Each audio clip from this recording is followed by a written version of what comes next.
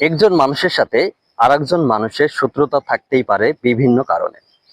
তাই বলে শত্রুতার জের ধরে একজন মানুষ আরেকজন মানুষের ফসলাদি নষ্ট করে দিবে, এটা কোন ধরনের মন মানসিকতা? বাংলাদেশে এই ধরনের ঘটনা কিন্তু এর আগেও ঘটেছে এবং সম্প্রতি আবারও ঘটেছে রাজবাড়ীর কালুখালী উপজেলায়। রাজবাড়ীর কালুখালী উপজেলায় একজন কৃষক ৬ শতাংশ ২০ লিংক জমিতে কলা গাছ চাষ করেছে।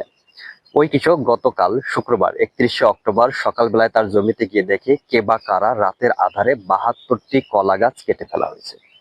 এই যে কৃষকের ৭২টি কলা গাছ কেটে ফেলা হয়েছে, এটা কিন্তু শুধু কলা গাছ কেটে ফেলা হয়নি, ওই কৃষকের আয়ের উৎস কেটে ফেলা হয়েছে, ওই কৃষকের স্বপ্ন এবং আশা ভেঙে ফেলা হয়েছে।